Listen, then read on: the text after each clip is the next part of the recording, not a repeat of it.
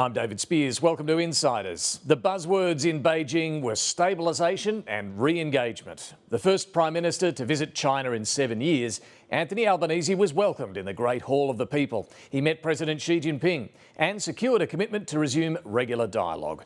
The relationship is back on friendlier terms, but differences haven't gone away. Australia remains deeply concerned about China's expanding influence in the region. And to that end, Anthony Albanese went straight from Beijing to the Pacific Islands Forum, where he's announced an historic agreement with Tuvalu. Australia will take a steady stream of migrants from the Pacific nation, and in return will have a veto over security agreements struck, including with China. In a moment, I'll interview Foreign Minister Penny Wong, but first to the panel. Jennifer Hewitt, Waleed Ali and Katina Curtis. I want to start with this agreement with Tuvalu, Jennifer. It was months in the negotiation. Tuvalu, everyone is keen to stress, came up with the idea, came to Australia with this. It was kept very confidential, even in the bureaucracy here in Canberra. I understand the Prime Minister did brief the Biden administration when he was there in Washington a couple of weeks ago about this. How will this arrangement work?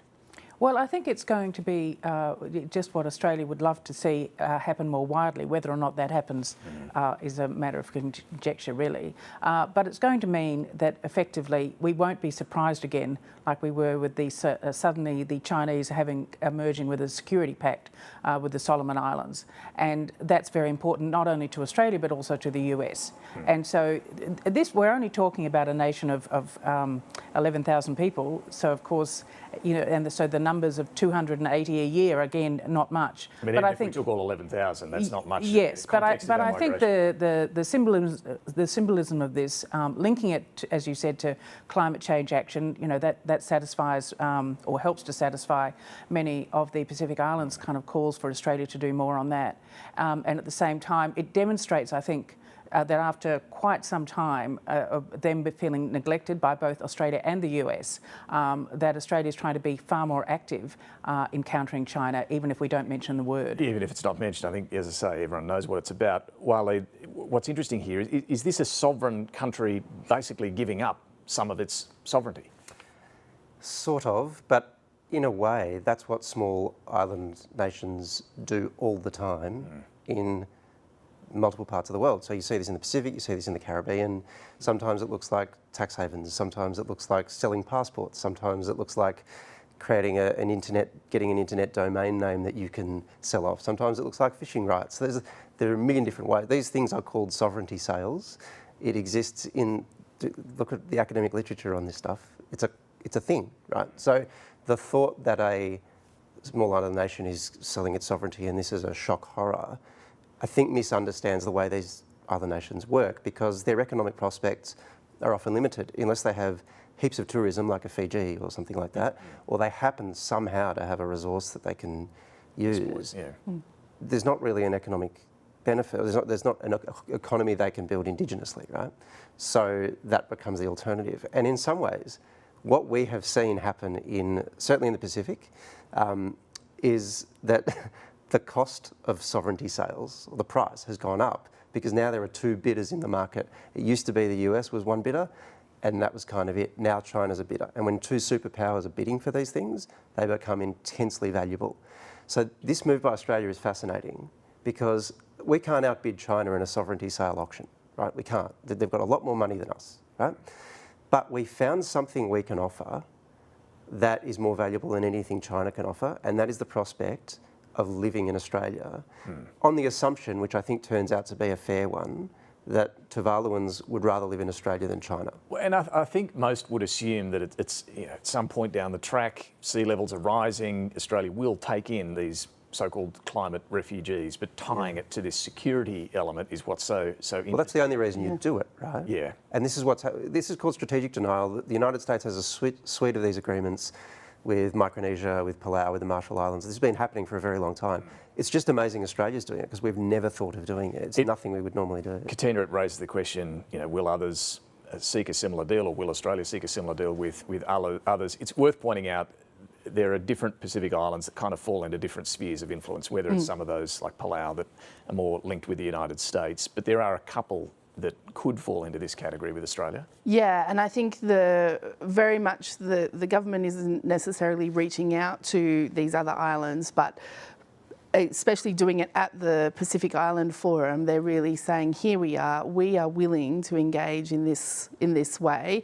And the other signal that the government is really trying to send with this is saying, hey, we're in the Pacific, we're physically here, and we're going to be here to engage with you for a long time. And the fact, that this is a treaty level deal, so that makes it's not to say it couldn't be ripped up down the track, but no one's talking about that. But it certainly it embeds it a lot more than just a agreement between governments at a lower level. So this was announced by the Prime Minister just after he'd been to China. I don't know what the Chinese leadership might think about their handsome boy after seeing the details of what he's done there in the Pacific.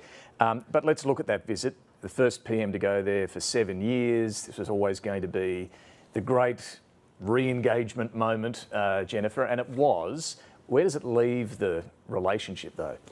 Well, it means that it's a lot more publicly polite than it has been. It's very clear that China has been looking to re-engage as well, having realised that its previous policy didn't actually achieve what it wanted to achieve at all. And in fact, Australia was becoming increasingly seen as an example of China being a bully.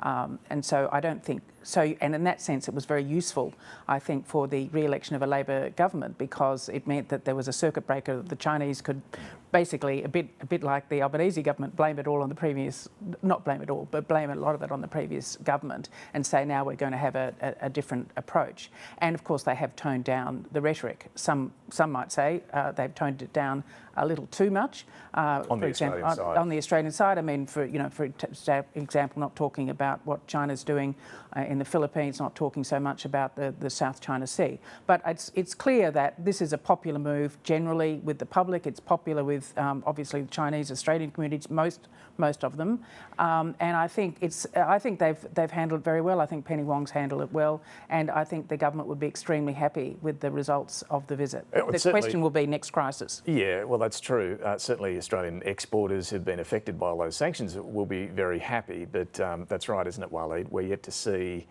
how the disagree where we must part of the equation is handled when it comes to growth. And this meeting, I think, my own take on it is it was most important for the fact of it rather than anything that happened in it. Yeah.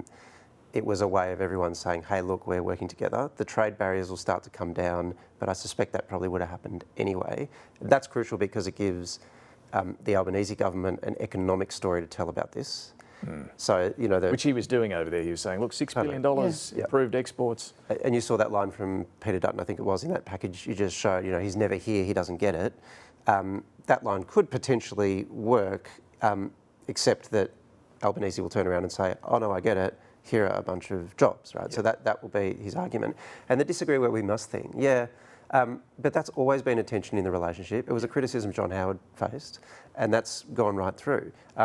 The problem with the way the relationship worked, I think especially under the Morrison government, is we started disagreeing where we didn't have to. We started picking fights that we didn't need to pick. It's not necessarily that the points we were making were unnecessary. It's just that we weren't necessarily the ones to be making them, and it seemed a weird time to just run out ahead of the world and start demanding these things. Yeah. And so there has to be a recalibration on those approaches. I also think we need to be a little bit circumspect about how much we think we can influence China's One China policy or China's engagement on the South China Sea. I don't think we're without influence, though. No, and I think you'll see, for example, the Taiwanese elections next year. That's going to be another flashpoint if you get the election of a president who's very unpopular with Beijing. But because of those differences over Taiwan, over the South China Sea, over human rights, that tension is still very much there in the relationship. And you saw it when the Prime Minister was asked a few times, does he trust Xi Jinping? And well, he gave a fairly careful answer. The engagement that I've had with China, with President Xi, have been positive. They have been constructive. He has never said anything to me that has not been done. Yeah, well, that may be so, but clearly there's a reluctance to say the word trust there, Katina. Yes, I mean, as you said, a very careful answer, and it was notable. And the key word in the Chinese Foreign Ministry briefing after the end of Albanese's visit was friendly and friendship. I don't know that the Australians necessarily went quite as far as that. You know, they're talking about stabilisation, which is it's a different, in the diplomatic language, it's quite a different thing. I'm just picking up on Jennifer's point there about, you know, what are we saying about the Philippines? Maybe we're not saying things loudly. We are doing joint patrols with them in the South China Sea. So, you know, we are actually, it's more perhaps in our actions than in the words. But China also wants to use this as an example of a strong US ally becoming more friendly. They want to also demonstrate that they can get along with everybody else. Well, being sensible. Yes. Well, I can tell you all the state-run newspapers over there, when we were there, you read the editorials and they're all saying that Australia's seen the light. It's finally come back to, you know, show some respect and re-engage with Australia. Anyway, let's talk about some of that with the Foreign Minister Penny Wong. To take us there, here were the leaders of Australia and Tuvalu announcing this new union. This reflects Tuvalu's special circumstances as a low-lying nation that's particularly impacted its very existence by the threat of climate change. And that's why we're assisting on adaptation, but we're also providing the security. In the face of climate change and its unique geography and economy, that the government of Tuvalu initiated and submitted a request to the government of Australia for a more elevated bilateral partnership. Penny Wong, welcome to the program. Good to be with you. So is this deal with Tuvalu aimed at keeping China at bay in the Pacific? This agreement with Tuvalu is the most important step any Australian government has taken in the Pacific since the independence of Papua New Guinea. So I think we should understand what it means and understand also the foresight of the government of Tuvalu in seeking it. As Prime Minister Natano said, you know, this is a giant leap forward in our joint mission to assure security, prosperity and stability in the region. What this agreement is about is Australia and Tuvalu. That's what it's about, and it's about Australia saying to the region and to Tuvalu, we are a genuine, reliable partner, and when we say we're part of the Pacific family, we mean it. But in all honesty, after all the alarm about the Solomon Islands doing a security deal with China, can you say this one with Tuvalu has nothing to do with China? We recognise we live in a more contested region, and we have to work harder to be a partner of choice. We know that. And unlike the previous government, we have been doing the work and we will do the work to work with the Pacific Island Forum members to assure Australia's presence as a member of the family and as a partner of choice. And how will it work in practice if Tuvalu wanted to access finance from China for a port or a power station? Would it need Australia's approval? Well, Tuvalu retains its sovereignty, but the agreement sets out 3 areas of cooperation: climate change, human mobility or migration with dignity, and security. And in relation to security, we've made a commitment as Australia that we will come to their assistance in the context of a pandemic or humanitarian disaster or a military aggression. And we've also agreed that any engagement in the security sector with another party would be something we would mutually agree. So the terms of the agreement are quite clear on those matters. And that includes ports, power stations. Australia would have to run the ruler over it? Well, it depends what is defined as being in the security sector. Yes, but we will work through that with them. But I think we're clear that the security sector is something we want mutual agreement on, and that is something that the agreement does provide for. So those details haven't been settled with Tuvalu? No, which details? Whether What's it in includes, the security sector? Yes, well, whether it includes in the ports and power abstract, stations the agreement goes to various infrastructure, but obviously this is a genuine desire to see close security cooperation, close cooperation when it comes to migration, and close cooperation on climate. And are you hoping other Pacific nations like Kiribati or Nauru might take up a similar deal with Australia? Well, that's a matter for those nations. But I think what this does signal is how we are prepared to approach our membership of the Pacific family. So the offer is there from Australia? I think what it says is we're prepared to be a real partner of choice, an engaged partner. But obviously it's up to those countries, just as it was Tuvalu's choice to approach Australia for such an agreement. Let's turn to China. You were in Beijing. You were there in the meetings the Prime Minister held with President Xi and Premier Li. It all looked very welcoming, very friendly. Was the South China Sea raised?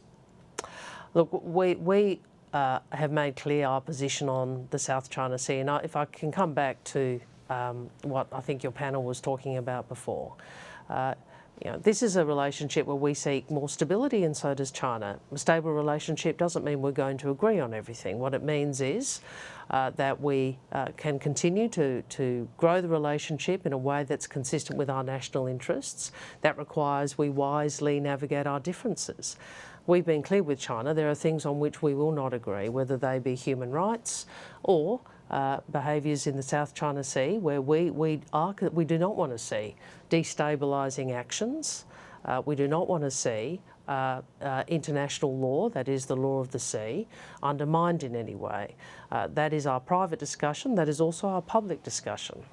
Well, just further to that, the Prime Minister and President Biden in Washington, in their joint statement a couple of weeks ago, did express a real concern about what China's doing in relation to the Philippines, some of its aggression in the South China Sea. So was that raised with President Xi? We discussed, there was a discussion about international law, which is obviously the law of the sea, but I think China is very clear, including from my discussions with Foreign Minister Wong and the position we have put in all the regional forums where we have attended, including at my level, such as the East Asia Summit and the ASEAN-related forums. We're very clear about our support for the Philippines and for international law. So I don't think it's, and I'm glad you referenced both the Prime Minister's joint statement as well as our desire to do joint patrols or joint sales with the Philippines. China and Australia, after the meeting, reaffirmed their support for the comprehensive strategic partnership between the two countries. Can you just clear this up for viewers? Are we strategic partners with China or strategic competitors? Now, come on, David, you're better than that. You know that a comprehensive strategic partnership was signed by, I think it was Tony Abbott. So this is a diplomatic term for a relationship. So, and you have a more sophisticated understanding of the relationship than to ask me a question like that. We know that there are areas where we can cooperate, and we should. We want to. There are areas where we disagree, and we should do so clearly and consistently and calmly.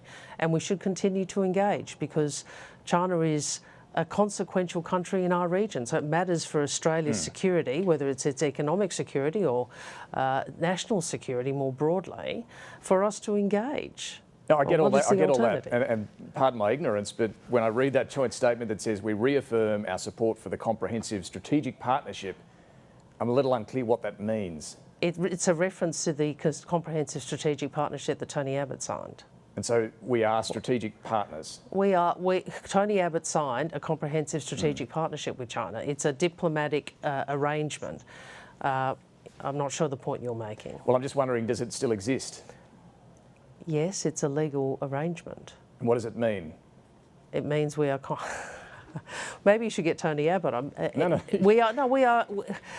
I'm trying to understand whether you're talking about form or the diplomatic form is a comprehensive strategic partnership. I think what you're actually asking is how do we manage the fact that at times we have very different strategic interests, and we do so by continuing to press our strategic interests. I mean, Australia wants to assure our own sovereignty, just as China does.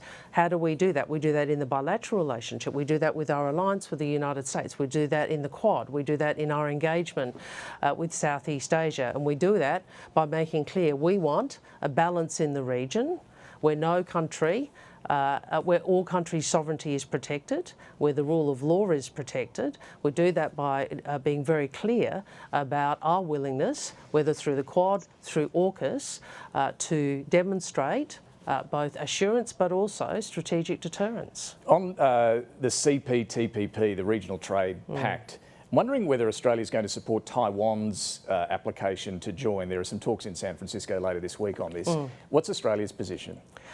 Look, our position on all requests for accession is very clear. One is the CPTPP has very high standards, and we want to ensure, this is the second point, that any country that seeks to join has a demonstrated track record of meeting their trade obligations. And the third point is that any application must be by consensus. So what will Australia's position be around that table in San Francisco? Well, our position will be as I've just articulated.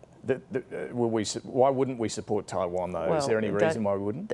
David, I've explained to you our position and the principles we will be applying and working with other partners. Okay, but I'm a little. Is there any reason we wouldn't support Taiwan? You're not confused at all. You just want me to answer a different question. I've told you the principles will apply.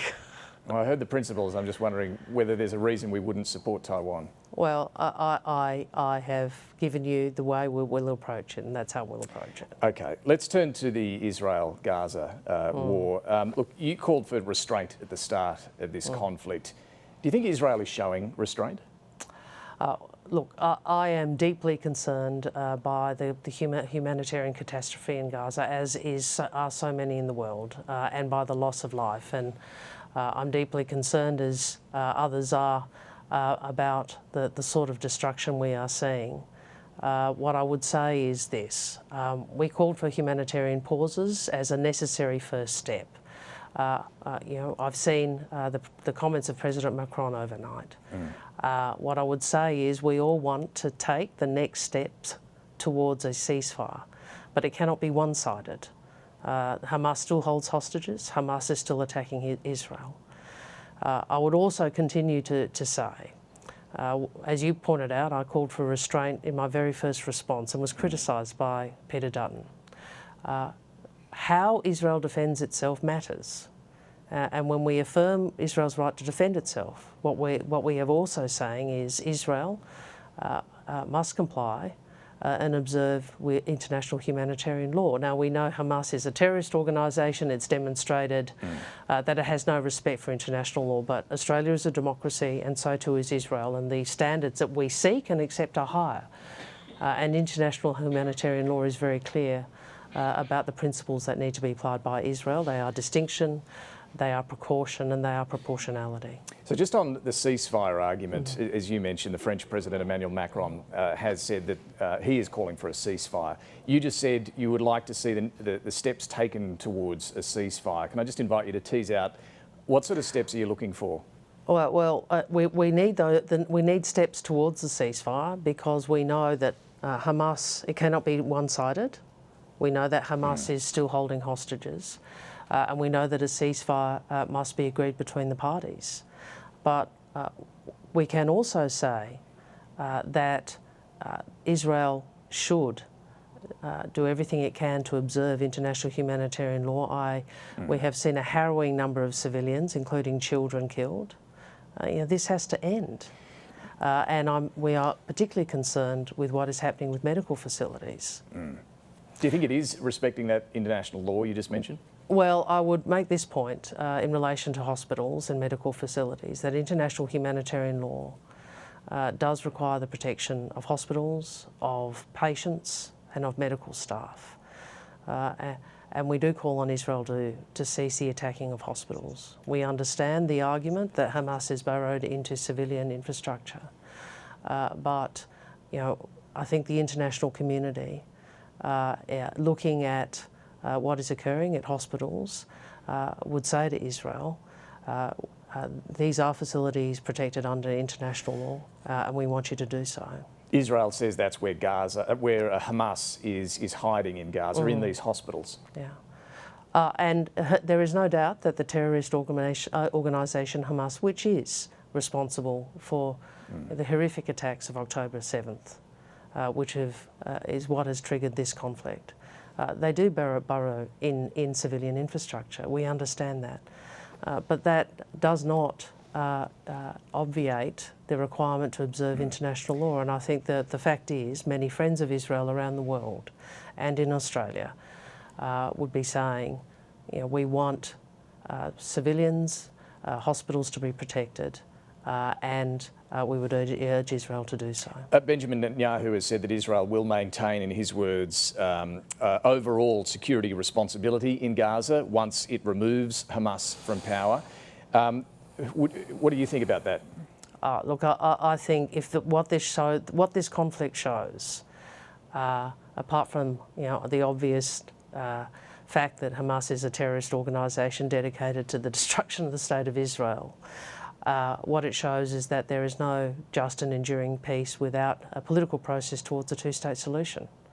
And that two-state solution, a just and enduring peace, Palestinians and Israelis living within internationally recognised borders, is the only pathway for security both for Israel and for Palestinians. I think that is what is so clearly demonstrated by what we are seeing today. Look, tensions in Australia are running high over this, as they are in other parts of the world. We saw pro-Palestinian protesters stage a rally on Friday night near a synagogue in Melbourne's Caulfield. Jewish worshippers in the middle of prayer had to be evacuated by police. People have a right to protest, but what did you make of this? Look, I think a protest near a synagogue was not the right thing to do. And I think the organisers know that, which is why they have apologised. I want to say this. All Australians, including our Jewish community, have a right to be safe and to feel safe. No one in this country should be fearful because of who they are or their faith. What I would say more broadly, David, is this. We all understand how distressing these events are. There are people who have lost family, people who have lost friends, people who deeply about these issues. These are traumatic images, the loss of life. We must all work to ensure that distress does not turn into hate and anger. We cannot allow this conflict to divide us. We have to remember each other's humanity. We have to remember that we are all Australian and that this is a country that people want to come to because we are respectful and we are accepting and we don't believe in division and hate. So I would say to all Australians, and particularly to community members, your distress is we understand the distress, but let us not let that distress turn to anger and hate in a way that divides us. And that is too much. We are seeing too much of that. Look, just a final one away from all of that, Minister, the High Court's ruling saying that indefinite detention is unlawful. About 92 people are having to be released. Some of them have been already, including a man facing the death penalty in Malaysia for a notorious murder. Is the community being put at risk by this? First, I want to say our first priority in approaching this decision is to assure community safety. So anyone who is released will be released on visas with strict conditions, and we are ensuring that the Australian Federal Police and Border Force are working closely with state and territory police to support community safety. The second point I'd make is just to emphasise this is not the government's choice. This is a decision of the High Court of Australia, which any government is bound to follow. All right, and those steps, I assume, are still being worked out, are they, in terms of the visa arrangements, the controls that they'll be under? No, as people are being released, visa conditions are being applied to bridging visas for those people, and we will continue to work through the judgment when it is handed down and the implications of the decision. But I make the point, people are being released with conditions, and we will ensure that the law enforcement authorities, federal and state, work together. Foreign Minister Penny Wong, thanks for joining us this morning. Good to speak with you. All right, well, coming up, we're going to look at the latest interest rate rise and the warning from the Reserve Bank that inflation will remain higher for longer. First, let's just continue this conversation back to the panel. Jennifer Hewitt, Waleed Ali and Katina Curtis. Look, just on the Minister's comments there on Israel, Jennifer, we want to see the steps towards a ceasefire. This does seem to edge the pressure on Israel a little further, don't you think? Not going quite as far as Emmanuel Macron, but a further advance in Australia's position. Yes, I think this is a further advance in Australia's position. Penny Wong was very clear to say that it couldn't be one-sided. She was obviously suggesting that Hamas release the hostages. I mean, the fact is, of course, there's no indication that Hamas is going to do that.2 people now say, oh, it's got to be some political agreements, some idea of working towards some two-state solution. But the trouble is, the idea that Hamas can be eliminated without attacking hospitals, given Hamas's willingness to embed itself in hospitals and other civil infrastructure issues, they're mutually contradictory. You can't do both. But this pressure is definitely growing on the Israel government, and it's coming. Therefore, the domestic pressures are growing in all Western countries about it as well. Well, the French President Emmanuel Macron we mentioned. Let's just take a look at what he has had to say on this. I think this is the only solution we have. This ceasefire. Because it's impossible to explain we want to fight against terrorism by killing innocent people.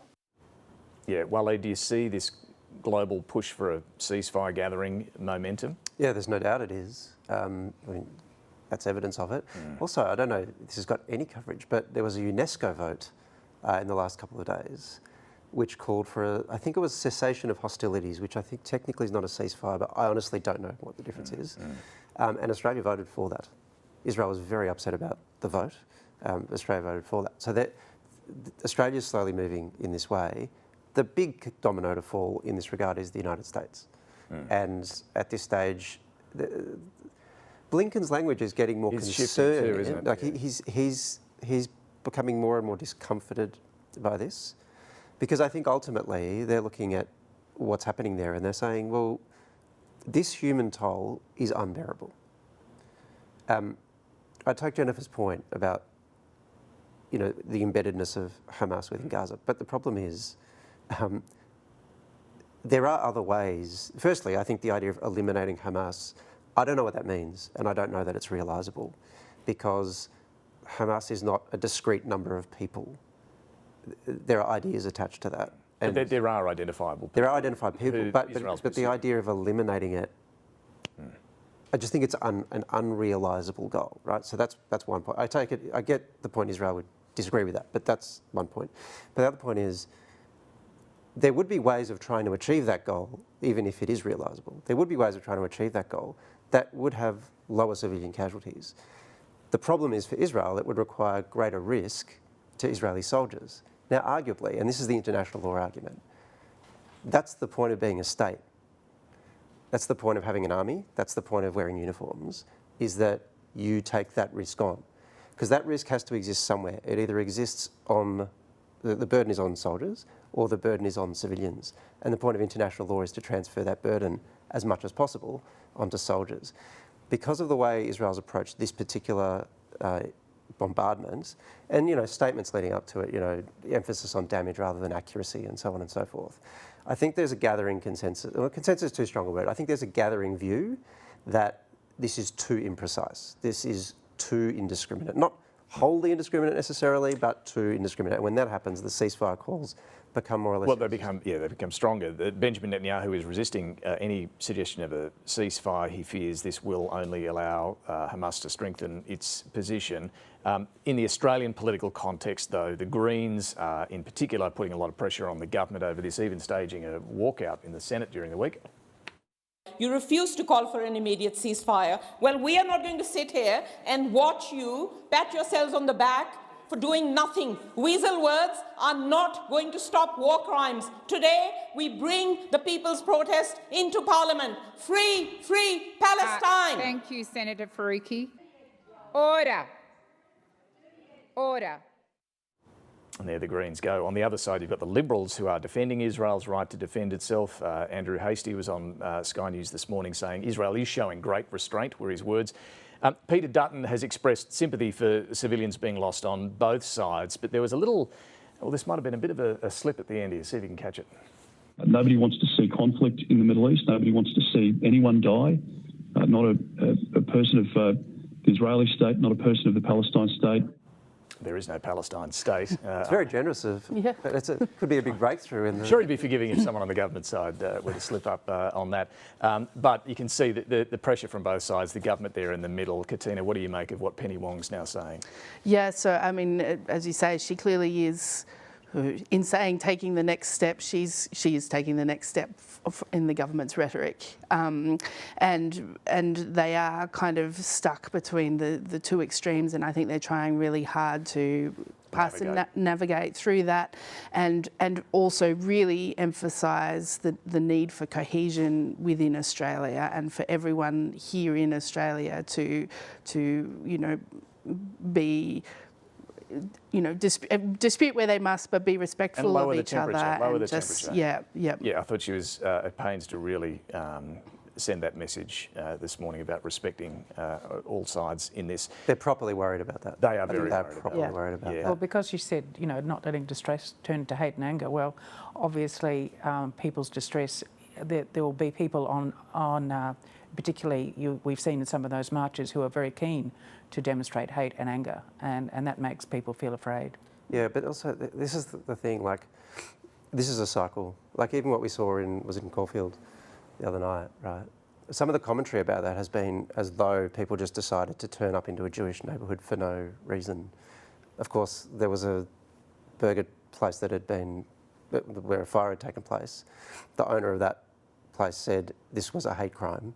He then said, "Don't come out and march." They ignored that. Though, just to be clear, the police say they don't think it is. Yeah, and they seem very confident about that. And I'd love to know what they. In fact, I think that's important. I think the police need to say what they think it is, because at the moment, I think what you've got is this statement from the police saying it's not, but no explanation of what it is, and the owner saying it is. But that doesn't excuse people marching and terrifying people who are at I totally agree with that, and indeed the owner of the shop said don't do it. But the point is that these things don't happen just in a vacuum. And on social media, the stuff that was being said after this burger shop was on fire, there were people celebrating that fact.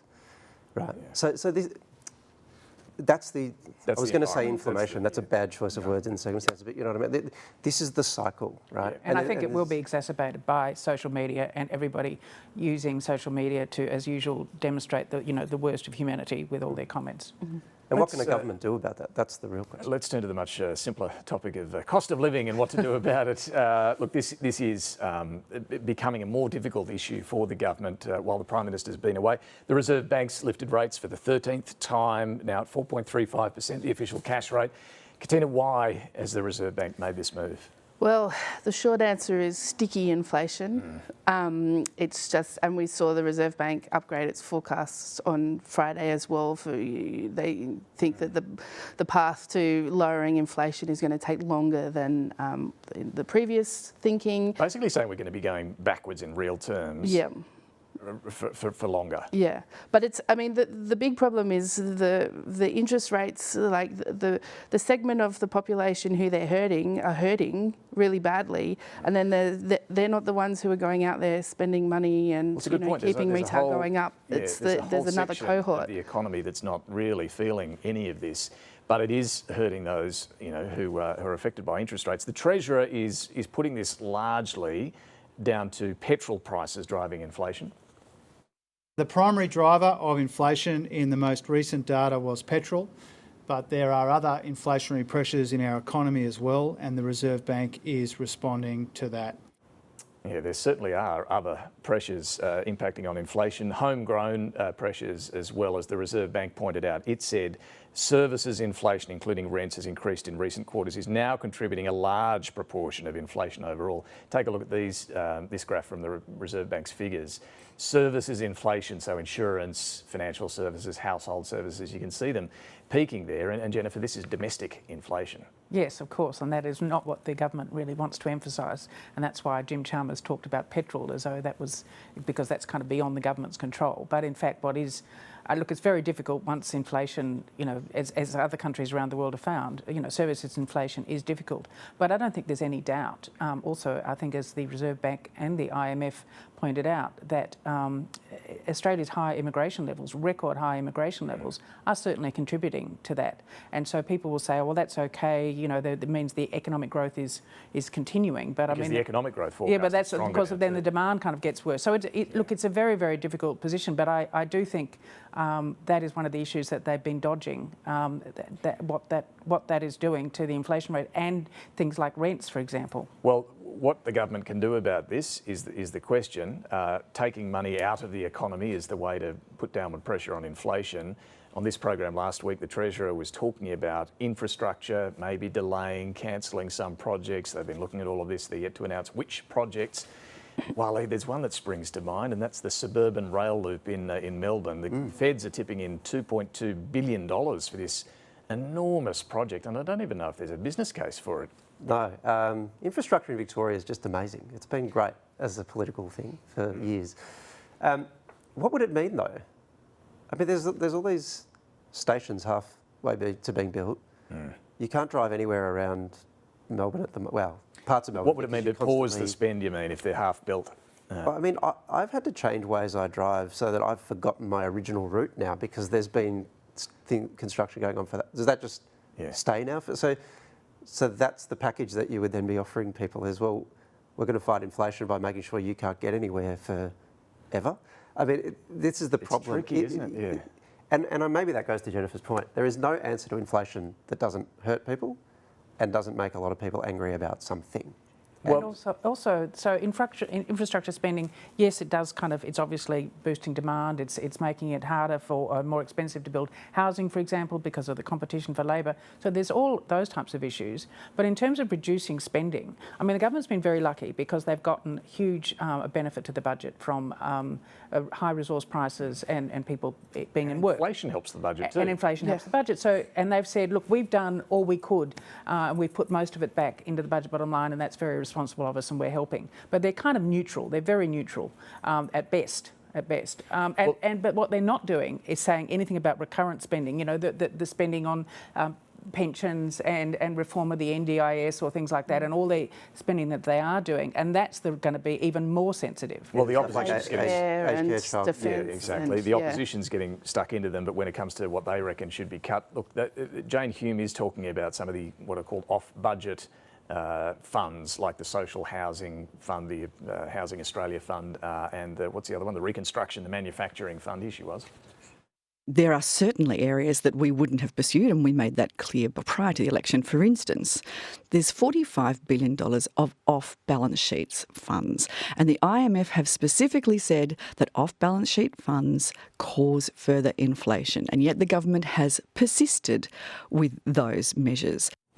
Yeah, but again, you take money away from social housing or manufacturing, it's all politically difficult, right, whichever way you turn on this. I want to get your thoughts on the High Court ruling on indefinite detention. It's overturned a 20-year-old precedent. It follows the case of a Rohingya man who can't be returned to his home country, but has been convicted of raping a 10-year-old boy. Now he's been released, and about 92 others in similar circumstances. As we mentioned, one man who's facing the death penalty in Malaysia. Katina, from what Penny Wong was saying there, they're working with police to make sure as they're released they're watched and monitored, I suppose, but is that adequate? Well, I mean, this is a political problem for the government. Labor is, you know, refugees and asylum seekers and migration generally is a political problem for Labor. So certainly the people who've been released in WA, those of them who've spoken with my colleague Hannah Cross have said, you know, we've been taken to this hotel, we've sort of told Home Affairs will come and see you on Monday, and they don't appear to know anything about what their visa situation is now or conditions there might be. The conditions that were placed on the man at the centre of the case seem to be quite like bail-like conditions, basically regular reporting and having to update on his movements and change of circumstances. I think the information coming out of the government has been quite slow. Andrew Giles hasn't done a press conference. The immigration minister, he put out the decision was handed down Wednesday evening. His first statement on it was issued on Friday morning, which was just 3 lines, basically saying we're aware of this and you know, we're doing what we can. Yeah, and it does look like the government's kind of caught on the hop here, but while a bigger picture, should more thought have been given to whether we could just forever keep people in detention for the rest of their lives? Are you asking this as a moral question or a legal question? I guess both. Well, as a legal question, I mean, this has been the precedent. Yeah, since that 2004 decision of El Katu, but that's been the rule, right? And the court decided, because what this decision ultimately comes down to is the government, as in the executive government, cannot punish. So they're not allowed to do that, separation of powers, only the courts can do that. Is indefinite detention punishment? And in 2004, the court said no, but in a very fractured way. And now you've got a new Chief Justice who's brought this into, I think, his first week. Yep. Which might have been part of the reason the government was caught on the hop, that it was, oh, hang on, that wasn't meant to happen, and then delivered the order, didn't go away to publish the judgment. That's still coming, and now it's suddenly happening. So you could argue this has been settled law. I think if you were a more savvy legal observer, you would have said, I think this new Chief Justice, that's his penchant.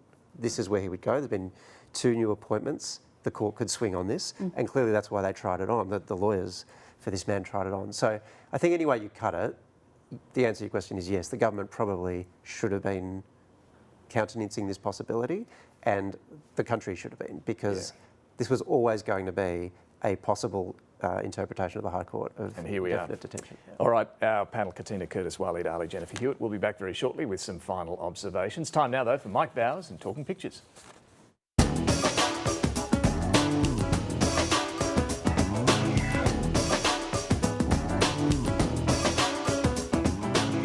I'm Mike Bowers and I'm photographer at large for The Guardian Australia. I'm talking pictures this morning with cartoonists for the Sydney Morning Herald and The Age, and the current 2023 Stanley's Political Cartoon of the Year award holder. Oh, thanks, Mike. Kathy Wilcox. Shucks. Kathy, Tuesday was a big day for horses and houses, and it was the rates and races that stopped a nation. And up they went. Up they went. Mark Knight's 2023 Cup Day runners. He's got probably Michele Bullock here riding Rate Rise out of inflation with the dragon in the marshalling yard. Beautiful drawing. In his way, I had to Google the reference here to Edgar Degas' 1872 painting Racehorses Before the Stands. David Rowe. He's on another plane, if not another planet. The stable hand. Jim Chalmers is cleaning up the economic detritus. I find that Jim Chalmers has a rodent-esque quality. Right. Like if you have a look at Ratatouille, something like that. There's something similar. The Prime Minister visited China this week, and they were very official-looking photographs of meeting the Chinese leader. Or if you put a bit of kind of romantic music over it. I know. Ooh, handsome boy. Who's a handsome boy then? Who's a handsome boy? Well, let me touch your palm. They were at the Temple of Heaven, where the Hall of Prayer, where leaders of China used to go to pray for a good harvest. They all sound like variations on Harry Potter they do, titles, don't they? Anthony Albanese and the Expelliarmus. Anthony Albanese and the handsome boy. Here he is doing something with Don Farrell and a lobster. Get that in here. Get that in here, yeah. Anthony Albanese came out with a very strong statement that he was pro-panda. Because there was Anthony Albanese saying, we've grown quite attached to our visiting Chinese pandas. Xi Jinping is saying we feel the same about our detained Australian dissidents. That's right. There's Yang Hengjun still detained, and we don't really know why. Badiou Chow doesn't hold back with his cartoons about China, it must be said. No. Australian wine is good. Xi Jinping, as he's holding the skull chalice here. Yes, we're fortunate to have somebody who is in a particularly knowledgeable position about these things. He really is. Optus's advertising motto might be yes, but it was no this week as the outage sort of paralysed Australia, the outage that stopped the nation. So I just kind of go, it's out. Oh, well, I guess it'll be back sometime. Terrible for those people that lost business out of it. WikiHow, to save a brand, you've dropped into the executive toilet. Lovely David Pope as the Optus is in the toilet. Damn it, the page still won't load. Rice. I seem to remember last time we had to stick it in a ton of rice. Yeah. Look, we saw Scott Morrison and Boris Johnson, the exes, go for a bit of a tour of Israel. Glenn Lelivre, who just has a way of condensing really quite complicated things, and this cartoon is one of them, the bombs into the grinder. And out come the terrorists. I know. I've covered pages and pages of my scribble book this week trying to find a way to condense this whole idea of, it's only going to make more terrorists in the long run because, the building resentments and so forth. And thank you, Glenn.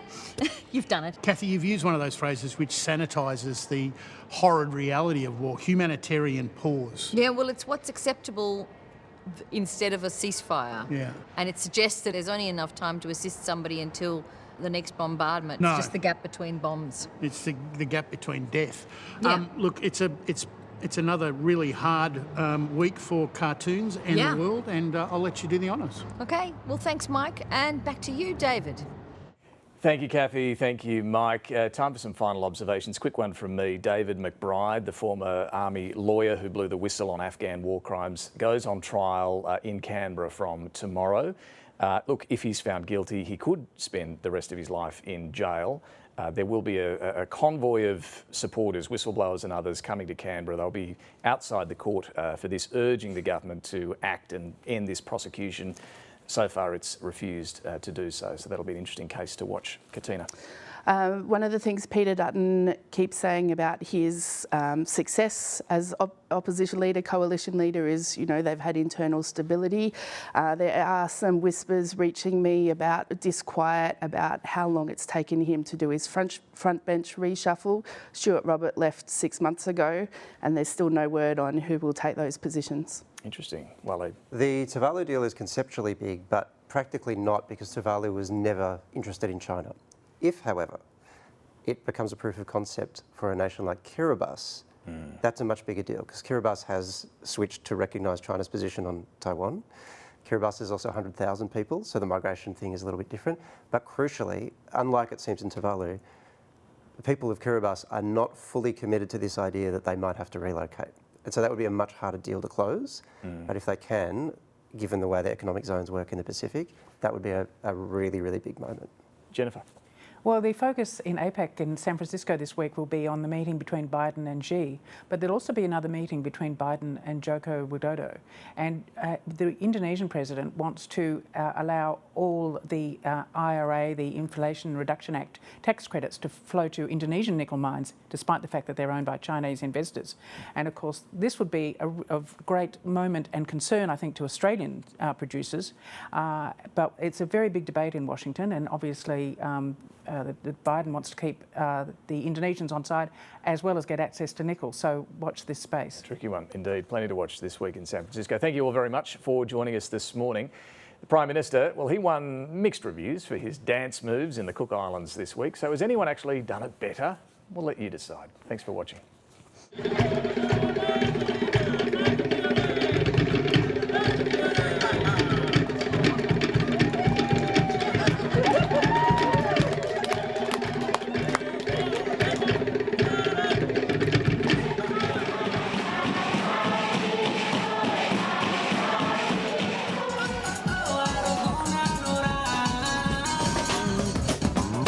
Making us all feel very excited about being here.